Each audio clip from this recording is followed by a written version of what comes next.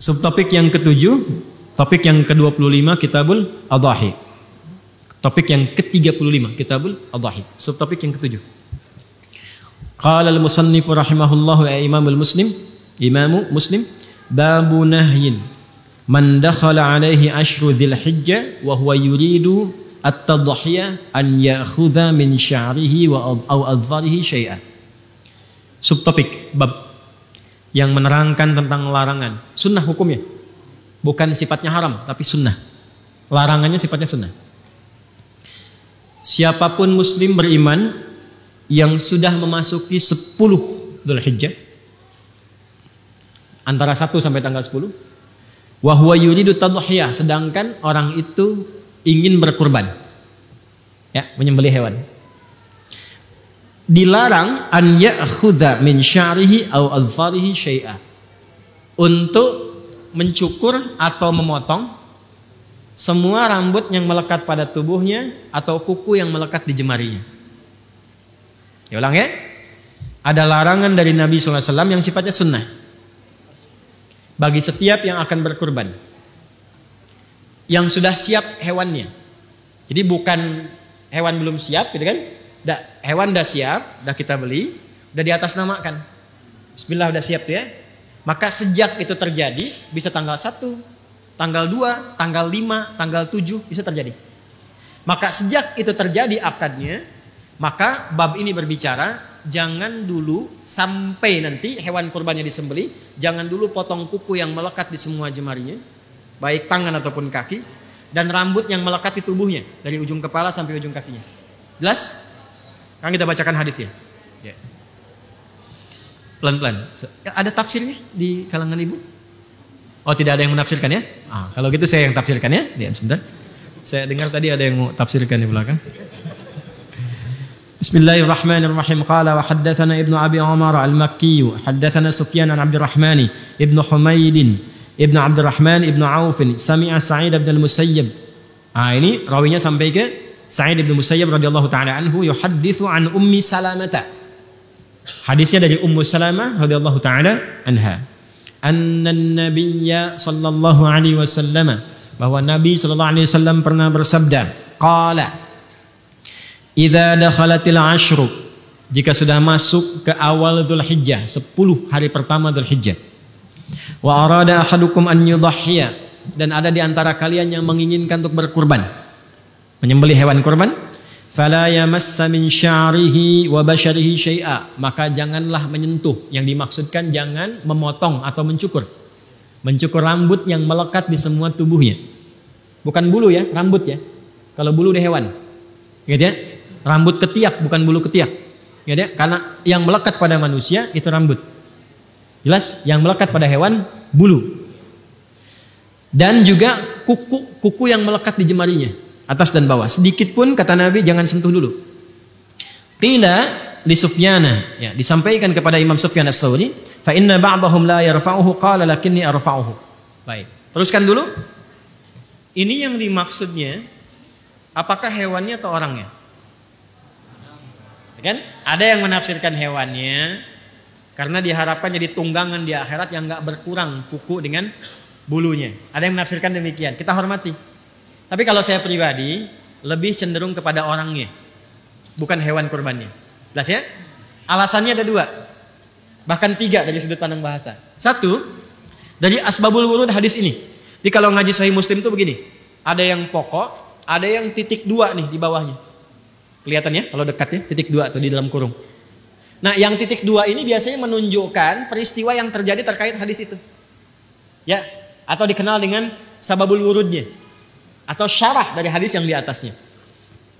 Kenapa Sa'id bin Musayyab radhiyallahu ta'ala anhu meriwayatkan ini dari Ummu Salamah? Karena ada kejadian. Apa kejadiannya? Kita baca di bawahnya. Ya. Perhatikan baik-baik. Titik 3 yang di bawah.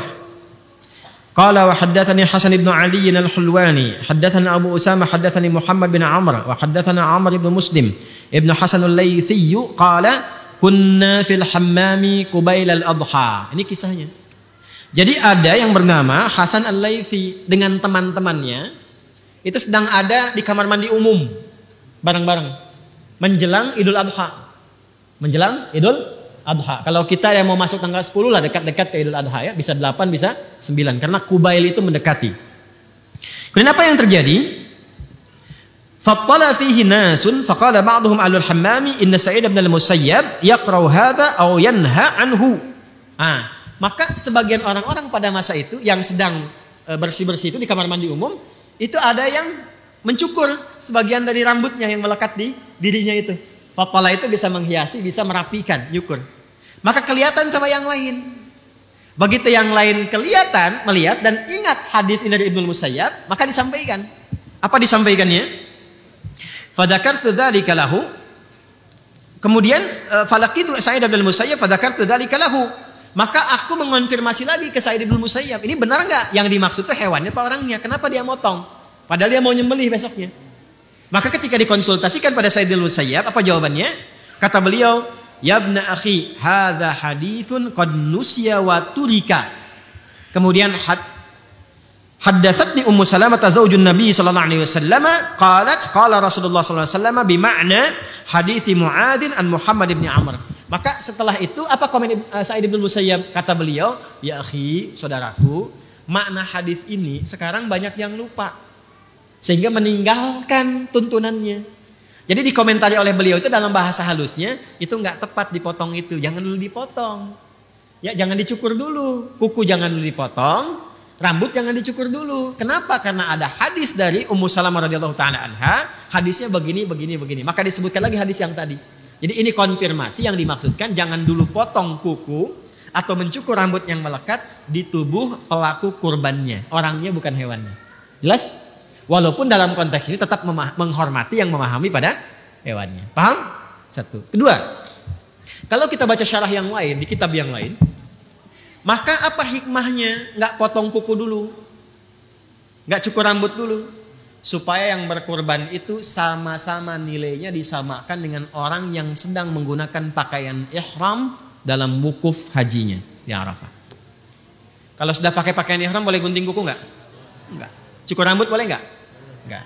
Maka apa yang berlaku bagi yang haji di sana esensinya bisa didapatkan oleh orang yang ada di sini yang tidak berhaji. Salah satunya karena itu kenapa ibadahnya digunakan dengan menggunakan kata kurban. Kurban itu proses mendekat kepada Allah. Jadi disamakan yang di sana mendekat kepada Allah, yang di sini mendekat kepada Allah. Nabi itu tahu nggak semua umatnya bisa berangkat haji. Karena itu diberi kesempatan. Kalaupun nggak sempat untuk haji, maka lakukan amalan yang esensinya bisa mendapati yang sama didapati oleh orang yang wukuf di sana. Kalau di sana pakai pakaian ihram, di sini kurban. Ya kan? Sama-sama kurban, sembelih. Berlaku hukumnya, di sana nggak boleh potong kuku, sini jangan potong kuku dulu.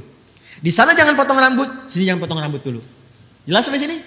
Maka diharapkan baik yang kurban di sini atau kurban di sana dalam bentuk wukuf sama-sama membangun kedekatan kepada Allah Subhanahu wa taala.